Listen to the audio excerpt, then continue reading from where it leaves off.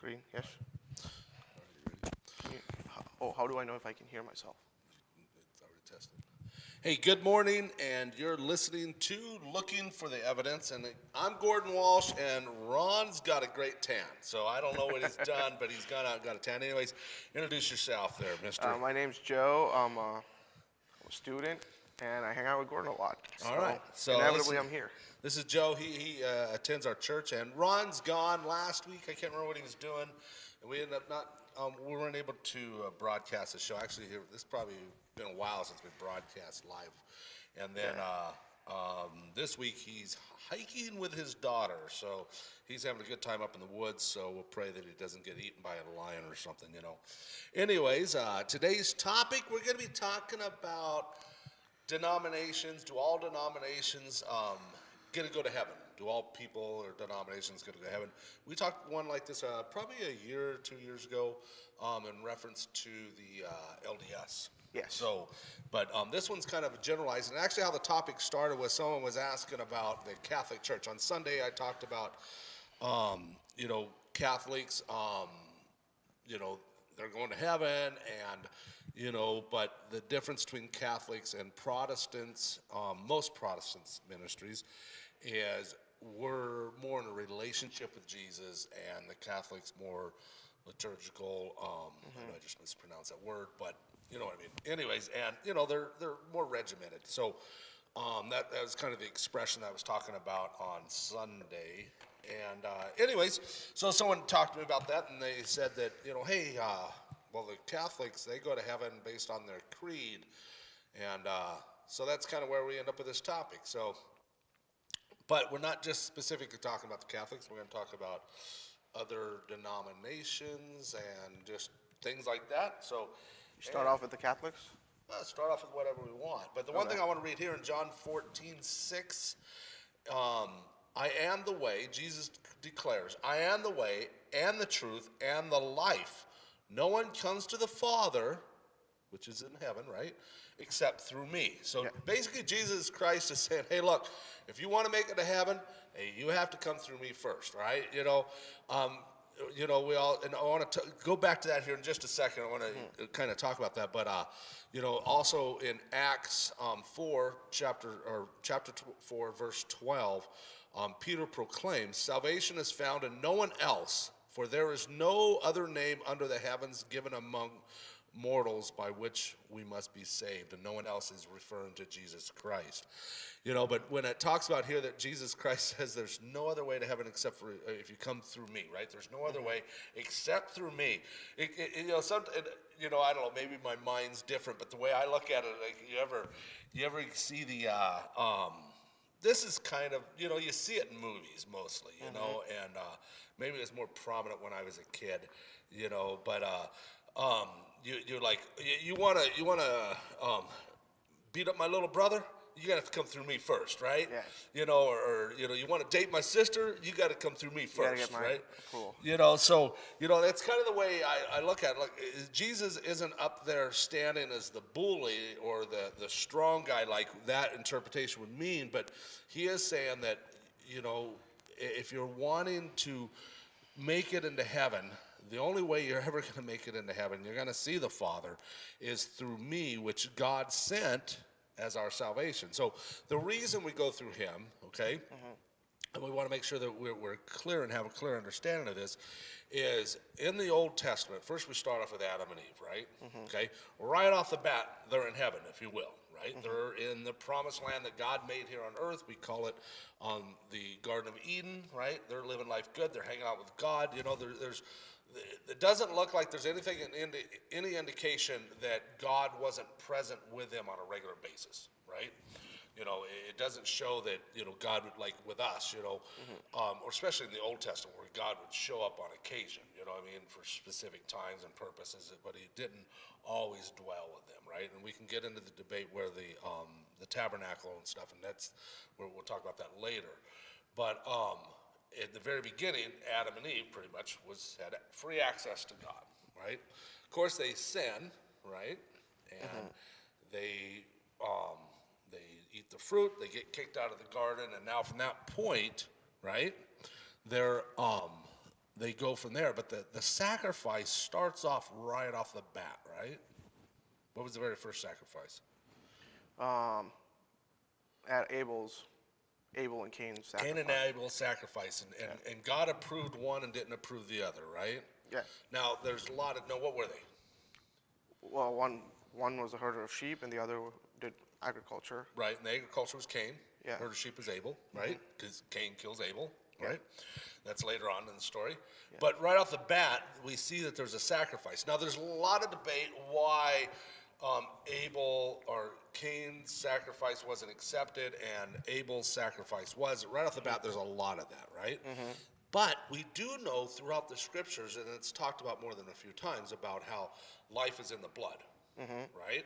So maybe right off the bat, Cain should have known that the sacrifice had to be an animal. You know what I mean? There's nothing to indicate that. I'm just finishing the story, okay? So right now, we're not up for debate on that, okay? Well, I do have a point to make on it. Go ahead. Because if you read, let's see, chapter 4 in Genesis, right after the sacrifice, Cain has a conversation with God.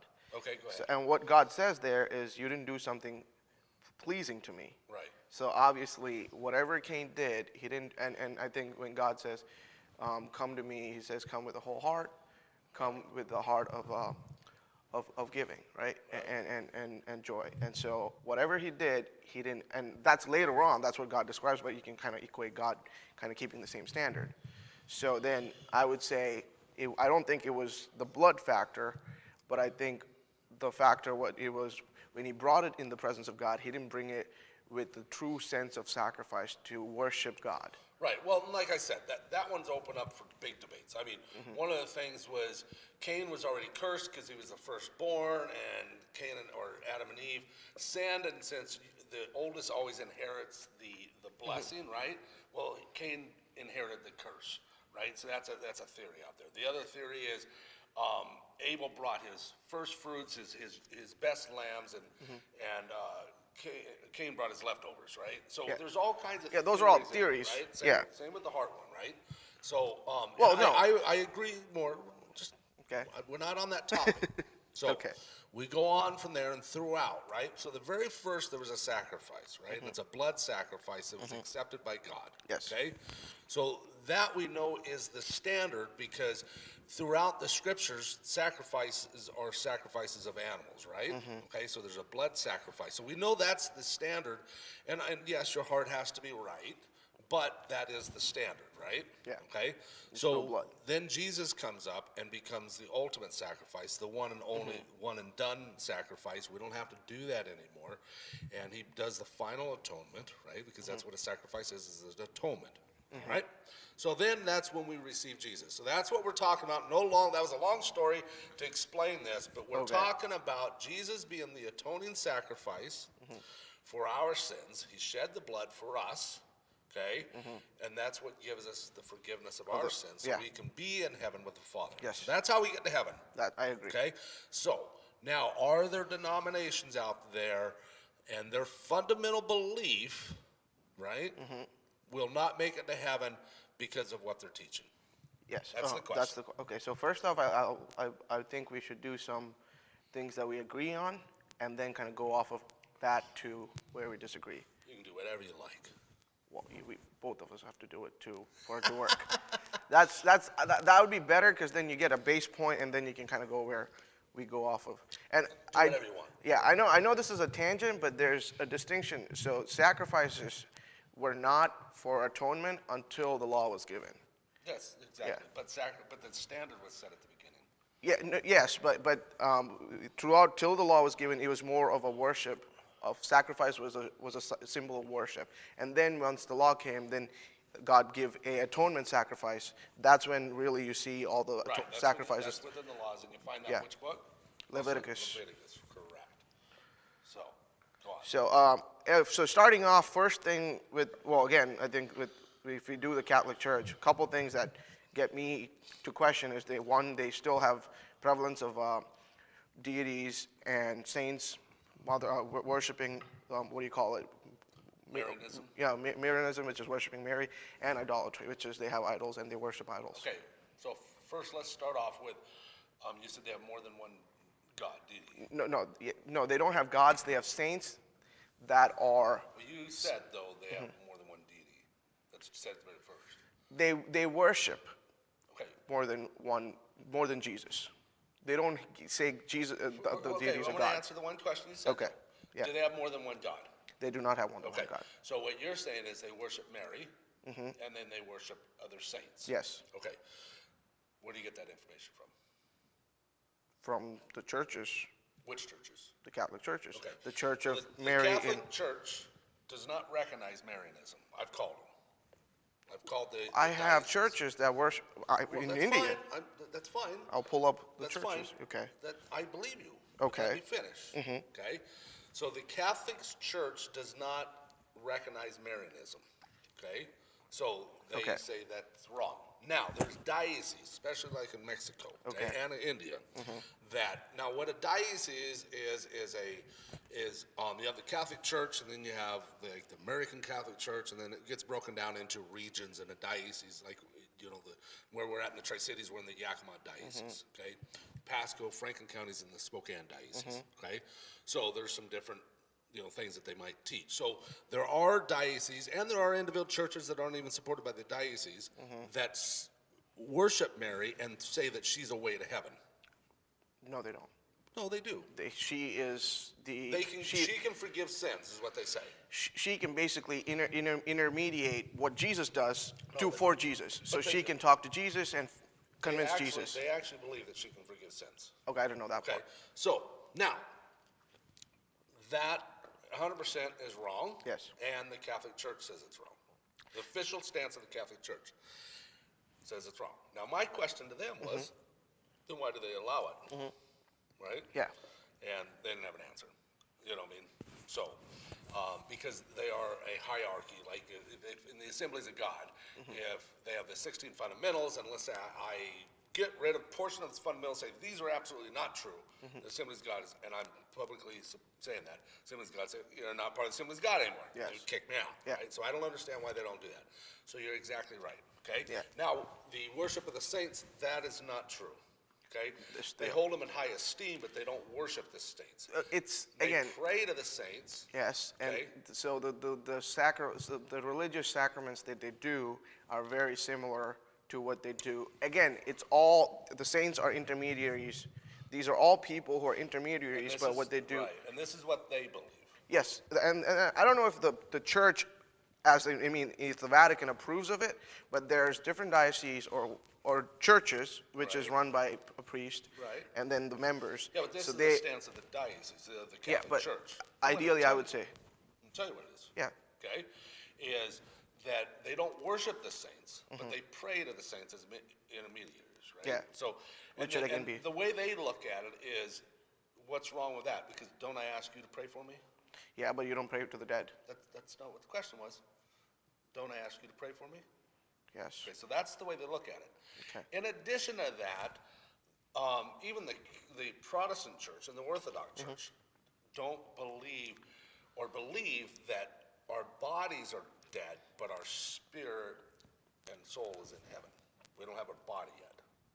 Okay? Yes. So they believe the same, that they are in heaven. That's why you see people saying that they go to heaven, right? Yeah. Okay?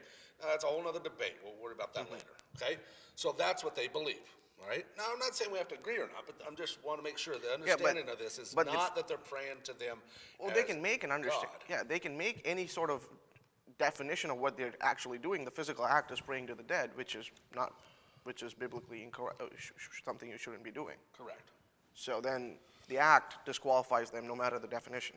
Right. But they're not, they look at it as praying to a saint and they hold them in high esteem as a. No, I agree with what you Okay? say. Okay. Yeah, So, I understand. Now, so that's the Catholic Church. Yeah. All right. Now, Moving on. well, now remember, the question at the very beginning was, do they go to heaven or not? Right. Okay. So if I believe that I can pray to my Uncle Bill, and I'm a Christian, right? Because there's plenty of people that say that they can pray or talk to their dead relatives, and they're Christians. They're full out Christians. They'd right? be wrong. Okay. Yes, they would be wrong. However, that alone, does that send them to hell? No, it does not. Okay. But that being said, it is acting in ignorance. Two, now in the event if you are doing something that is sinful, which would be relying, so that would be sort of idolatry. If you're looking at them as a way to heaven outside of Jesus, sort of, even if it's Right, influencing Jesus but or we're not saying, because the Catholic Church doesn't even look at the saints as a way to heaven. no, yeah, but There are dioceses and there are specific churches that they really worship Mary, and she is a way to so heaven. if So you're that part of is- my organization, Right. I am at the end of the day I'm responsible for what you do, and so you would be, if you're part of my umbrella and I say, hey, I agree and I give you the I allow you to market yourself as a Catholic, then at the end of the day, Right, but now- I take now on we the come risk. Well, yeah, okay, now we got the church. I'm a pastor in the church, right? You're part of this body, okay? Because I disagree with somebody, right? Do I kick him out of the church? No, you don't. But Okay. you wouldn't allow him to be you wouldn't allow him to have a ministry under you, especially if he has if he has idolatry as part of his practices. Well, correct, but we're talking about the one that sits there and says, I can pray to.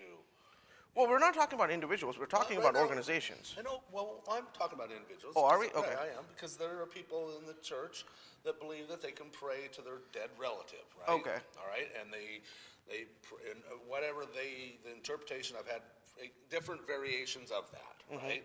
So because what we're believing is, asking really is, how do you get to heaven, right? So yeah. if someone's praying to their dead relative, right? So do they go to hell? Well, now we have then, in that particular case, we have to define what prayer is. Am I having a conversation which is just a fiction of my imagination, and I know that it's because my father died probably a year ago, and I know he's not going to hear me or whatever. But every once in a while, I'll be like, "Hey, Joe, how you doing?" Is that Okay. considered prayer? Because if I say, "Hey, God, how you doing?" would that be considered prayer? So Well, what's the definition of the prayer? Well, prayer is actually dialect with God. You're Okay. talking to him, So then right? is it specifically You're God? specifically talking. No, you're specifically talking to God. I know maybe a different question, but Mm-hmm. you are talking to God when you pray. Okay. Okay. If you're talking to somebody that's not here Mm-hmm. and you believe that they're in heaven, right? Well, Then it would be considered prayer. it'd be considered prayer in the sense of our wouldn't be definition. No, well, you can disagree with me. No, you said the definition of prayer is talking to God. Right. The definition of prayer is Unless talking to God. the dead which is person's in God. heaven. No, but He's in heaven. but that doesn't determine. That doesn't quantify prayer. It quantify if God's God. Let's say God's here. Okay. It's still prayer. So what? Okay, we're not on prayer. Okay. But when we're praying to God, right? We're communicating to God. Yes. As somebody that has the ability to make the change. Yes. Right. Even if you're just saying, "Hey, God, I love you," right? But you're recognizing His position. Okay. If you're praying to Joe, talking to Joe, what you're saying is, It's just me doing something that has nothing, that I know has no effect whatsoever. do you think He hears you? No. Okay. So. It's just something you do as a fib, as a mental fib, just to Right. kind of get things out of your Okay. system. So that's what we're not talking about. We're Okay. talking about somebody that actually feels that they can communicate to their long lost relative. And if they're doing that in the effect to make change in a Not make change. Not make change. or ask for any kind of help, Nope. I would say that would be All right. unbiblical. Okay, perfect. Yeah. What if they feel that they can hear him? They're talking to him. It's personal choice. It doesn't have to do anything with the faith. Okay. So if they pray to them and as if like, Joe, help me get through this. Help me find my keys. That would be unbiblical. That'd be unbiblical. Are they going to hell? Because this is the ultimate question. I mean, right? if that's the one thing it's not good, but it's not gonna. I mean, it's a very trivial situation. So let's say, if you're asking for advice, which now the things escalate, it opens a door for ignorance. That's what the problem is. Yes, and I agree with you. But see, now the reason I'm saying that, and we're narrowing it down to the individual, right, is Yeah. because there are denominations out there. There are denominations of beliefs, right, or churches. They might even be independent, right, that believe they can pray to the dead, right? Yeah. So if they're being taught that, right, is that church or that denomination? I don't know if there's any particular denomination, but I know there are churches out there that do it. And I don't know what if they're part of an organization or not. Are they, because really right now, and they say, right, this is something that we agree on. Yeah. If you're going to make it to heaven, there's only one way to heaven. Yes. That's recognizing Jesus' Godship, Yeah. receiving him as your God, receiving the sacrifice that he gave, and knowing that he died and rose again, right? And then, the truth of the scriptures is not part of that, but, Yeah. people do add that in. You need to believe in the truth of scriptures. So that's how you get to heaven. I do want to add that maintaining that relationship is important. Right. Or in the essence, just so we're clear. So when we say all these things happen, I think it's in conjecture that the continuation of the relationship stands. So if it's a one and done, I come into church, I pray the sinner's prayer, and then I walk out and live my life just the way it was, then that doesn't change my situation for salvation. Unless there's transformation of self. Right. And Yeah.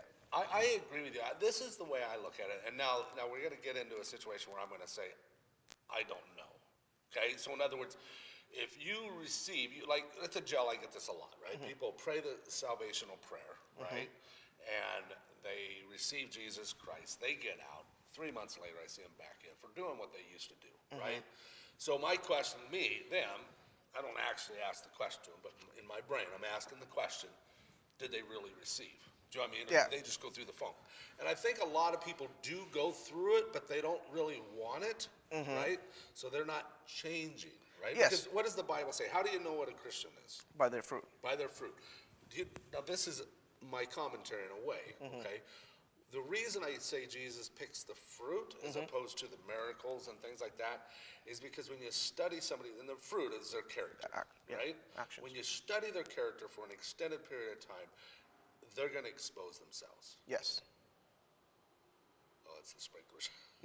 We might have a broken sprinkler. I have to check. Oh, no, so I think when we do that, and this is, 100%, unless you want to do extensive stalking of a person and really understand them, Right. it's from just a couple encounters, it's not going to happen. But I think if you want to just do it as a theoretical, if you want to kind of extrapolate the information, what I would say is from the day they get saved to the day they die.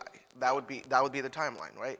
And so within that time frame, whenever, no matter how many stops they've had, and discounting the personal encounter with God and how they function, that is between God and them. Right. If they haven't changed in any manner whatsoever, and their actions have been consistent, given I have had close contact with them throughout this entire period of time, I would lean towards them being unsaved versus being saved, but it's on a spectrum. I wouldn't say I know for a fact, Right. but I know We the can't- internal. we can't but say that yeah, because but we know that- I would advise. I wouldn't teach that That that's it's okay. okay, Correct. and that's a healthy way to do it. Okay, here's somebody, we use a couple of different ones, and I know we're getting off track, so I want Yeah. to just use it real quick. I want to get back into Yeah. our topic here, okay? So because there are denominations out there, groups of churches that is a hyper grace, okay? So they teach hyper grace. So I'm a homosexual person, I have same-sex attraction,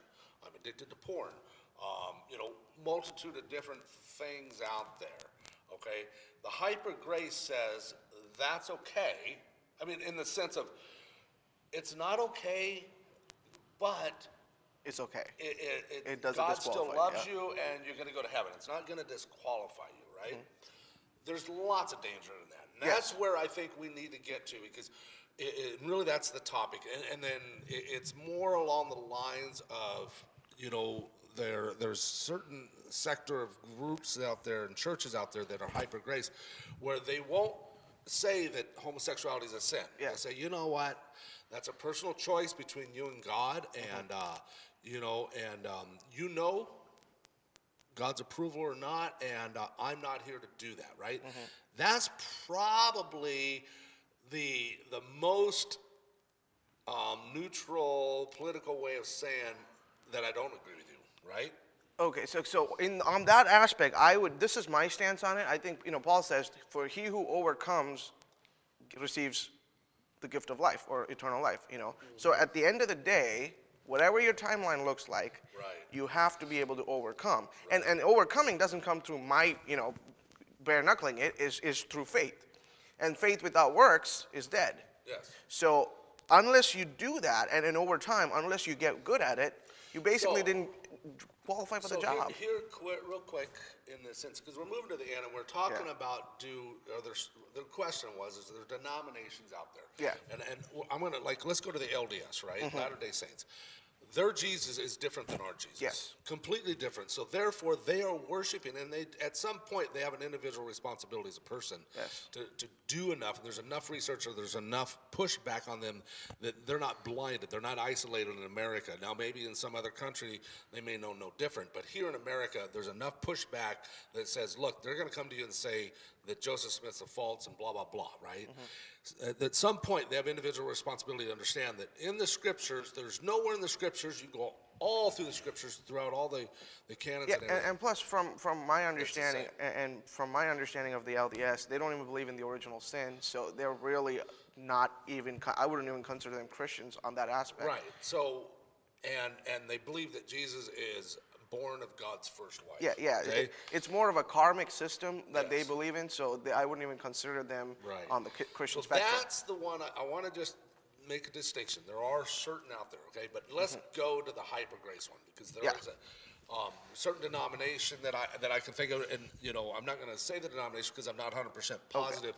I know there's one called Progressive Christianity that's Yes. popping up now, which I think it's similar to hyper. I think it is. I think you can qualify them as hyper grace, but they also sort of have critical race theory, and then you have the newer sociological perspectives being indoctrinated into the church doctrines or principles, and I think that's really not something you do. Social perspective does not really apply to Christian perspectives because it has to supersede cultural differences.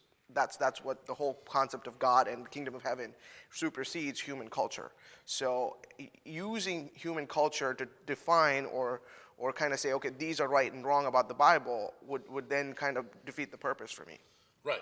Well, not for you, for the scriptures. Yes, yeah, Yes. I mean. That's the one thing. No matter what we say, okay, when we're looking at the hyper grace and they're saying this is okay, and you can live that way, and you've done the salvation prayer, and you continue to live that way, I'd say you probably didn't receive Jesus. Because even if you're in a hyper grace church and they're saying this is okay, at some point God's going to speak to you in your heart.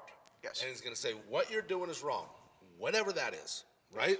So when that happens, that's when you have to make the choice of saying, I want to stay in here and eat this flavor of ice cream, or I need to go one that's God approved. Yes. Right? So that's what you have to watch out for. Not all denominations are teaching the proper gospels of Jesus Christ, and you need to be careful. So, hey, this went pretty quick. So Are we I want done? to thank you. I want to thank everybody for listening. Okay. We are sponsored by Alive in Christ, Sundays at 10 o'clock. We start our services. So, hey, God bless, Godspeed. You guys have a good day. Now, real quick, we're going to we can keep on topic with the, What are we doing? we can keep going with Facebook. This is the radio show. Oh, Radio show no, has to stop. I like this. I want to do this again. Well, you do actually a very good job, by the way. Very articulate. So, I shut up a lot, so it's just really yes. nice. No. So, and I talked to probably, maybe because you and I have a longer relationship, so I probably talked a little too much. But sometimes Ron, I mean, if Ron does a topic that he picks, it's like I He can't loves get a it. word in otherwise, right? So, No, I would love to kind of actually have some points on, so then we can time it, and I can be like, okay, this is over, and the next point. no, we just talk. So, Yeah. we're No, I enjoyed it. we're not- I'm we're- glad we're you invited me. purposely- So, going back to, because this is what I think people really need to understand, is I wouldn't say there's a particular denomination. There is a couple out there that I can pick up on. What about Jehovah's Witnesses? I know they're Well, not very big, but Right. Well, Jehovah Witness is another one that they don't believe in the Trinity, and there's certain things about them, but they're not something that's on the radar, because the average Christian that even lives in a hyper grace one will say that Jehovah Witness and LDS is not. I really the don't. same, Yeah, I really right? don't know much about the Jehovah's Witnesses other than the fact that they don't recognize Jesus' deityship. Right. And I don't know why they're called a cult. I don't know if it's just particularly because of that one aspect, or if there's other things they do, which is weird. Well, yeah, we can get into what is a cult later on, but what I want to talk about, and what I think our audience really needs to know, is the hyper grace movement out there, or what's the new one you said that's coming up? Progressive Christianity. Okay, progressive Christianity is That would be geared toward younger yes, people. really what it is the acceptance of cultural norms. Okay, and that's even with hyper grace. They basically will not speak on, and the ones that are on the fringes of, like a Joel Osteen, for example, right? He won't sit there, he just won't talk about, transgenderism. He won't talk about the hot topics of the time, right? I mean, I'm not defending Joel Osteen here, but I've seen a couple of his interviews where he gets pushed, and then he's like, yes, I do not believe homosexuality is right. That's what I was going to say. But then, yeah. That's what I was going to say. Joel Osteen publicly has said that these activities are wrong, whatever they are. And it's always really geared towards homosexuality. Yeah. That's the hot topic, Yeah. right? So he has. But from his pulpit, he just avoids the topic, right? Now that's the softest side of it. The other side of it with the progressive and the hyper grace is just accepting the cultural norms as saying, this is what the culture's like, so therefore it's okay. They actually, so I had this, and what I know about progressive, and it's really in the early stages, so there's really there's a few organizations. Hyper grace has been out there a while, and it's just an extension of that. But with progressive, they really redefine morality, Right. even for a secular person. Yeah. Because from what I know, and so their relationship dynamics is really geared towards a power within the power dynamic. So they say, and this is one because I know everything's sexualized today, and so they were talking about sexuality and sexual relationships and who can participate and what relationships does God agree. And they said as long as the power dynamic is equal and there is nobody being subservient to the other, everything is acceptable by God, which is very twisted. So now that's where you have the newer sociological perspectives coming into play. Right. And that really is very devious, I would say, and it really takes away from the Christian. We could probably, honestly, on this topic, we could go for a while. I could see that right now. But we will shorten it up. But the main thing, there is an individual responsibility at some point, okay? You get saved. You receive Jesus Christ as your Lord and Savior, okay? And let's say you receive him, and then that night you go out and you party and you get drunk, you get high, whatever it is, and you sleep around, okay? Yes, it's wrong. But you probably haven't recognized it to be wrong yet because you're just newly saved. You know what I mean? And I'm not even talking about the church, okay? I'm just saying as an individual, okay? And then your church is saying that, hey, that's okay, all right? So you go on and you go on and you go on. At some point, if you truly receive Jesus and you just didn't go through the motions, you really received Jesus Christ as your Lord and Savior, God's going to speak to you and saying, that activity is not correct, okay? And then that's when you have an obligation to start shifting what you're doing, okay? And now I've had people say, well, and they're totally, they believe in, just being a Christian, all the fundamental beliefs of being a Christian and how you're supposed to be married, don't have marriage or sex outside of marriage. They believe in everything but they will not leave the hyper grace church or maybe the progressive church. And their theory behind this is, well, if I leave, who's going to share the truth with other people, okay? And if that's why you're there and you're truly doing that, then I think that's wonderful, okay? Yes. But as an individual person, you have a responsibility to open up your Bible, even from the very beginning, and start reading the scriptures, okay? Yes. If your pastor says, it's okay to, whatever you want to use, to look at porn, to have sex outside of marriage, to live with somebody, to try it out first. Whatever they say is okay, right? And then you're reading the scriptures and you're like, that's not what it says, right? You can do one of two things. You can ask the pastor, hey, pastor, this says right here that I shouldn't have sex outside of marriage. And he says, that's okay. Then maybe you should leave, right? And that's actually happened. Yes. So then you need to start looking for a new church, all right? If they're not following. I mean, I think at times I might be a little hyper on this one right here, and you know that. If you're teaching within the church we're going to teach the scriptures. Now, there are some in the scriptures that I'll say, okay, I can understand the beliefs in that, the giants, or like in our case, the sanctification right now, we're talking about that. I can see in scriptures how people understand this, and then I say it's this, right? I'm not so worried about that, but there are things that as a teacher, probably one of my bigger ones right now, I guess, is where there's two or three are gathered, right? It's not so much that that's like a horrible thing, but as a teacher, and I'm teaching others, and I'm teaching that is about prayer, when it's not about prayer, then my concern is are you even studying the scriptures? Yeah. You know what I mean? And you're teaching everybody. It's not that one thing is horrible. It's now brings into question, are you studying the scriptures Yeah. because you're teaching people? Yeah, I mean, and that's kind of a standard norm, because even outside of Christianity, the student and the teacher does not have the same level of comprehension and same level of understanding of the material. Yep. The student's allowed to have limited understanding, but the teacher is expected to have a certain level, which dictates the quality of the education that he then can give out. So. Note, mark this. Today's the 31st. It's 10:24. Joe Abraham agrees with me.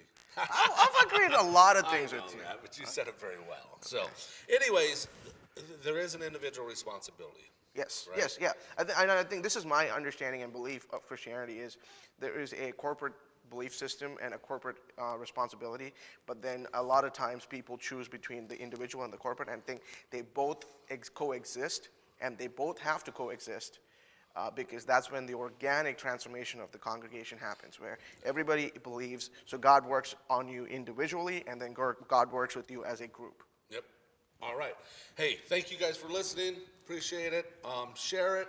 It's on our website, not just on Facebook and YouTube. And anyways, share it with your friends. God bless you. Godspeed. God bless. Yeah, I really had a good time.